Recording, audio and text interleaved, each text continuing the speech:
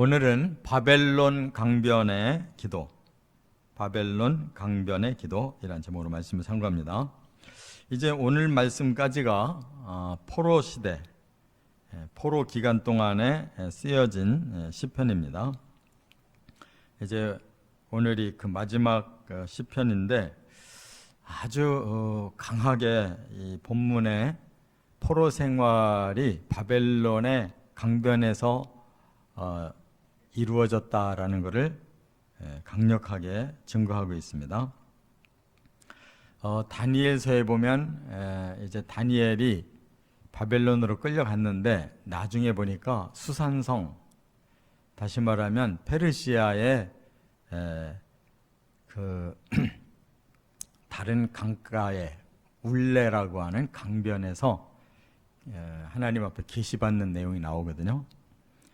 그러니까 이 포로들이 예루살렘에서 이제 다 사로잡혀서 바벨론으로 갔는데 이 강변 쪽에다가 이렇게 포로 수용소를 져주었는가 봐요. 우리 여기 한강변에 여기 일산도 그래서 포로 수용소가 여기 과거에 있었다고 그러는데 사람들이 일단 물이 있어야 생활이 가능하니까 이렇게 강변에다가 많은 포로들이 살 수 있도록 그래서 그냥 자기들이 알아서 살 수 있게 이렇게 한 것으로 봅니다. 그런데 그들은 이곳에서의 그 마음에 많은 슬픔을 느끼면서도 이렇게 회심을 하고 있는 걸 볼 수가 있고 또 새로운 결심을 하고 있는 걸 볼 수가 있고 이 모든 그 결과에 대해서 하나님께 공의대로 행해달라고 기도하는 걸 볼 수가 있어요. 그래서 기도는 생산적이어야 됩니다. 파괴적이면 안 되고 또 회한, 자기 그 한풀이가 되면 안 돼요. 기도는 하나님 앞에서 하는 거기 때문에 반드시 거기에 목적이 있어야 되고 이러한 그 기도에는 그런 목표를 향한 발전적인 이런 기도의 내용이 있어야 돼요. 그들은 이 실패의 뒤안길에서 눈물을 흘리면서 마음을 굳게 먹고 하나님 앞에 남은 모든 일을 이제 의탁하고 있는데 요 구절이 아주 유명한 오페라의 가사가 됐어요. 그게 베르디가 쓴 오페라 나부코라고 하는 오페라가 있는데 거기에 이제 1, 2, 3, 4 막 이렇게 이제 진행되는데 아주 유명해진 곡이 히브리 노예들의 합창이라는 게 있어요. 거기에 그 내용의 일부가 여기 나옵니다. 오늘 본문의 버드나무에 하프를 걸었다 그런 말이 나오는데 말하자면 하나님 앞에 찬양하고 즐거울 때 하프를 치면서 찬양했던 거 여기서는 이제 나는 중단했다 그 말인데 이제 이유가 있는 거예요. 이와 같이 그 베르디의 나부코라는 제목이 그 언뜻 이렇게 들으면 일본말 같이 들리는데 그게 아니고 이 바벨론 나라가 이스라엘을 멸망시킬 때 그때 왕이 느부갓네살이라는 왕이에요. 느부갓네살이라는 그 표현을 조금 줄인 말이 나부코예요. 느부갓네살이 나부코. 그러니까 그 바벨론 하면 바로 느부갓네살이 그 시대 아주 탁월한 왕이어서 예루살렘을 멸망시켰잖아요. 그 사람의 이름을 따서 그 오페라가 지어진 거예요. 그 히브리 노예들의 그 합창은 아주 신금을 울리잖아요. 그 곡조도 그렇지만 그 가사도 그래요. 가사도. 그래서 많은 반성을 일으키는 노래인데 여기 세 가지의 반성이 있습니다. 첫째, 1절에 보니까 회개의 눈물을 흘리고 있어요. 회개의 눈물. 우리가 바벨론의 여러 강변 거기서 앉아서 시온을 기억하며 울었도다 그랬어요. 이 시온을 기억하며 울었다라는 이 시온이 아주 중요한 단어예요. 시온이라는 말은 하나님의 보좌를 의미하기도 하고 하나님이 거하시는 나라를 의미하기도 하고 하나님이 완성하신 그런 세계를 의미하기도 합니다. 그러니까 구약에서의 그 가장 중요한 목표를 보여주는 단어가 시온인데 우리는 그 시온이 지금 현재였으면 얼마나 좋겠어요. 근데 과거의 기억에만 있는 거예요. 그들은 시온을 잃어버린 자들이에요. 그걸 회상하고 눈물 흘렸다는 말은 거기에 깊은 회개가 있는 거예요. 우리가 하나님의 말씀을 거역하고 우리 멋대로 살다가 세속화가 되고 타락해가지고 이렇게 하나님의 징계로 나라는 망하고 이방 땅에 와서 이 쓸쓸한 강변에서 포로 수용소에서 살고 있구나. 하나님이 우리에게 주시려고 했던 그 시온은 무너지고 그건 이미 과거의 추억으로만 끝나버렸고 그런 말이에요. 그러니까 이게 사실상 이전에 예루살렘이 멸망당하기 전에 여러 선지자를 보내서 막 계속 경고를 했었거든요. 근데 끝내 그냥 뭐 이사야도 예레미야도 뭐 다른 선지자들의 그 말도 다 거역하고 끝내 이렇게 됐어요, 결과가. 그러니까 양심이 있는 사람이라면, 신앙이 있는 사람이라면 이 시온을 기억하고 울었다라는 말은 이건 정말 하나님 앞에 통회자복할 수밖에 없는 회개의 기도란 말이에요. 우리가 그때 그 주신 경고의 말씀을 들었더라면 우리는 이런 일이 없었을 텐데 그 시온의 나라의 시온의 백성으로 우리는 정말 기쁨으로 하나님께 영광 돌리고 살았을 텐데 지금 현재 이 꼴이 뭔가 하는 걸 깨달은 거예요. 이것은 참 슬픈 일이죠. 뒤늦은 후에 슬픈 일이에요. 그러나 여기에 새로운 반전이 있어요. 그 눈물이 회개의 눈물이라면 다시 회복이 가능한 거예요. 그래서 이스라엘 백성을 70년 동안 하나님께서 훈련시키고 다시 새 출발시키신 것이 바벨론으로 돌아와서 성전부터 짓잖아요. 그때 이제 주도한 사람이 스룹바벨 총독이 성전을 지었다 그래서 스룹바벨 성전이라고 그랬고, 또 2차로 에스라가 끌고 와서 율법을 회복시키고, 3차로 느헤미야가 끌고 와서 예루살렘 성을 회복시키잖아요. 이게 다 하나님의 그 선민을 향하신 사랑의 섭리에 훈련시켜서 회복시키는 거. 거기에 걸맞는 마음은 바로 눈물이란 말이에요. 회개의 눈물. 두 번째, 그들에게 또 하나의 이제 마음이 뭐였느냐. 2절부터 6절에 보면 재건의 결심. 여기 지금 2절에 이렇게 말해요. 그 중에 버드나무에 우리가 우리의 수금을 걸었도다 그랬는데, 그 뭐냐면 이 버드나무가 굉장히 참 어떻게 보면 처량한 거예요. 이렇게 막 그 바람에 흔들리는 이 버드나무에 우리의 수금을, 하프를 그냥 걸어버렸다. 이 말은 더 이상은 하프 안 친다는 거죠. 그 말은 왜 수금을 키냐면 성전에서 하나님 찬양할 때 키고 하나님의 말씀이 더 마음에 감동적으로 우러나게 하기 위해 배경음악을 했던 거거든요.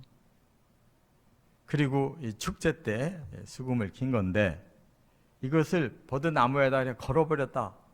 이제 더 이상은 안 친다는 거예요. 포기했다는 거예요. 그럴 만한 계기가 뭐냐? 여기 3절에 나오는데 사로잡은 자들이 노래를 청하더라. 그러니까 바벨론 사람들이 이스라엘 사람들 보고 야, 하프 좀 갖다가 노래 좀 해봐. 너희 나라 노래 좀 해봐. 그거예요. 근데 이 사람들 왜 그렇게 했냐면 자신들의 기쁨을 좀 느껴보려고 이스라엘 사람들한테 흥겹게 좀 노래를 하라는 건데, 이스라엘 사람들의 노래는 영적인 노래거든요. 하나님을 찬양하는 노래예요. 그리고 신령한 절기 때 이걸 부르는 거거든요. 근데 그거를 지금 바벨론 사람들의 흥을 돋아주기 위해서 해보라고 하니까 그게 나오냐고요. 그래서 지금 5절에 5절에 이렇게 지금 고백을 하는 거예요. 예루살렘아, 내가 너를 잊을진데 내 오른손이 그의 재주를 잊을지로다. 이 말은 뭐냐면, 내가 예루살렘을 생각하고 어찌 내가 하프를 켤 수 있냐. 내가 예루살렘을 잊어버렸다면 몰라도 예루살렘이 기억나는 이상 나는 이 하프 치는 기술 나는 망각하겠다. 못 치겠다는 거죠. 그럴수록 그들의 마음에 뭐가 남았을까요? 다시 예루살렘만 회복된다면 나는 지금 이 걸어놓은 하프를 가지고 가서 그냥 마음껏 칠 텐데, 그런 말이잖아요. 그러니까 재건과 회복을 그들의 마음에 계속 심는 거예요. 지금 그런 수모를 당할수록 계속 예루살렘은 더 확실하게 그들의 생각에 꽉꽉 차 오르는 거예요. 지금은 더 이상 하프를 키지 않을지라도 우리의 마음속에 살아있는 예루살렘이 드디어 다시 그 땅의 현장에 세워진다면 우리는 그때 마음껏 하프를 키며 하나님께 영광 돌려야지 하고 마음에 결심을 하고 있는 그런 다짐이에요. 그러니까 사람이 이런 기도를 드리는 사람은 이루어지는 겁니다. 건설적인 생각을 가지고 하나님 앞에 이걸 기도하는 사람은 이루어질 수가 있어요. 그래서 결국 예루살렘 다시 지었잖아요. 느헤미야가 와서 예루살렘 성벽 쌓고 다시 예루살렘 재건낸 거예요. 에스라가 와서 예루살렘의 율법을 다시 회복시킨 거예요. 스룹바벨이 와서 예루살렘의 가장 중요한 성전 지은 거예요. 할렐루야. 마음에 뭐를 꿈을 가지고 있느냐, 하나님 앞에 어떤 꿈을 기도하느냐에 따라 그 사람의 삶의 열매가 나오는 거예요. 이렇게 아무 생각 없이 사는 사람에게는 아무 열매가 없어요. 뜻을 세우지 않는 사람에게는 이루어질 건덕지가 없는 거예요. 어떤 것이든 뜻을 세운 사람에게, 그리고 그것을 하나님께 기도하는 사람에게 하나님은 반이라도 이루시고 반의 반이라도 조금이라도 흔적을 남겨주시는 거예요. 기도는 이렇게 건설적인 것입니다. 세 번째, 7절부터 9절에 보면 공의의 심판 간구. 그들이 지금 마음에 잊혀지지 않는 게 있어요. 두 나라를 지금 거명하고 있는데 에돔과 바벨론이에요. 바벨론은 뭐 말할 필요도 없이 그들을 쳐서 멸망시킨 나라니까 당연하죠. 근데 왜 에돔에 대해서 이렇게 먼저 이렇게 하나님 앞에 지금 원수를 갚아달라고 기도를 하고 있는데요. 7절에 여호와여, 예루살렘이 멸망하던 날을 기억하시고 에돔 자손을 치소서. 그들의 말이 헐어버리라 그 기초까지 헐어버리라 하였나이다. 그래서 이게 뭐냐면, 에돔 나라는 이 야곱의 형 에서의 자손이에요. 그러니까 사촌간이에요. 두 나라는 피를 나눈 나라라고요. 형제 나라예요. 그래서 바벨론이 막 그 일대를 침략해 들어올 때 처음에는 같이 연합을 했어요. 우리 피를 나눈 이 형제 국가가 함께 이 바벨론을 막아내자 그랬는데, 상황이 바뀌니까 에돔이 확 돌변해 가지고 마지막 공격에 거꾸로 에돔이 예루살렘 침범에 참여했어요. 그래서 여기 지금 헐어버려라 하고 오히려 앞장섰다는 거예요. 에돔이. 이 원한이 잊혀지질 않는 거예요. 그래서 지금 하나님, 그들을 용서하지 마시고 하나님이 치십시오. 그런데 요 기도가 중요한 거예요. 진짜 자기 손으로 원수 갚고 싶은 사람은 이런 기도할 필요가 없어요. 마음에 그냥 응어리를 그냥 가지고 있다가 때가 되면 그냥 원수 갚으면 끝이에요. 근데 바로 성경에 나오는 이 선민들에게는 이 점이 남아 있어요. 자기들이 원수를 안 갚고 하나님께 원수를 맡겨요. 하나님 공의의 그 판결로 보시고 바르게 심판해 주십시오. 이렇게 맡긴다고요. 이게 필요한 거예요, 이게. 근데 다른 종교를 보면 반드시 사람들에게 보복을 하게 만들어요. 성경에서도 앞에 율법에서는 그랬어요. 이는 이로, 눈은 눈으로. 그 뭐예요? 보복하라는 거예요. 그거는 그만큼 두려움을 줘서 행위를 못하게 하는 거예요. 네가 보복당한다는 걸 알고 네가 함부로 남을 해치면 안 된다라는 걸 가르쳐주는 건데, 그것이 사람들에게는 그냥 당연한 보복의 원리라고 받아들여요. 본래 하나님 주신 뜻은 그게 아니지만 그걸 못하게 하는 거예요. 네가 보복 당한다는 걸 알고 행동해라. 그러면 사람이 함부로 못하죠. 그래서 이것이 더 정확하게는 바로 이렇게 기도해야 되는 거예요. 하나님이 치십시오. 심판은 하나님의 주권이고 정확한 심판의 능력은 하나님께만 있는 거예요. 그 다음에 바벨론에 대해서는 뭐라고 그랬어요? 8절에 보니까 멸망할 딸 바벨론아, 네가 우리에게 행한 대로 네게 갚는 자가 복이 있으리로다. 행한 대로 갚는다. 이게 이제 보복이죠. 이 보복이 바로 바벨론에게 그대로 이루어지는 것이 복이라는 거예요. 그 말은 뭐예요? 하나님은 공의대로 심판하시기 때문에 누구를 편협하게 임의로 보복하지 않으신다. 올바르게 행한 만큼 갚아주시는 것이다. 이게 공의의 심판이라는 말이에요. 근데 그들이 어느 정도로 악을 저질렀느냐? 9절에 보니까 어린 것들을 바위에 메어 쳤다 그랬어요. 그러니까 가장 가슴 아픈 일은 자기 눈으로 자기 자식이 바위에 메어 쳐져서 죽는 걸 보는 그 가슴이 가장 아픈 거예요. 그거를 가장 잊을 수가 없는 거예요. 그런 악을 행한 자들을 하나님 용서하지 마시고 하나님이 공의로 심판하십시오. 저들이 행한 거 그만큼 하나님 아시지 않습니까? 그들의 악이 뭔지를 아시지 않습니까? 그대로 하나님 심판해 주십시오 라고 하나님께 맡기는 거예요. 그래도 그것이 마음의 순화가 된 거예요. 그들이 원한을 그대로 갚겠다고 그러면은 이거는 보복이 되는 거죠. 그래서 하나님을 경외하는 사람은 복도 심판도 하나님이 하신다는 거예요. 여기 지금 복이 있으리라, 자기가 복을 주겠다는 얘기 아니잖아요. 하나님이 그들에게 복을 주실 것이다. 하나님은 그들에게 공의로 심판하실 것이다. 이렇게 복과 심판의 그 권세가, 주권이 하나님께 있다는 걸 인정하고 하나님께 맡기고 있다, 그 말이에요. 이와 같이 우리는 건설적인 기도가 필요해요.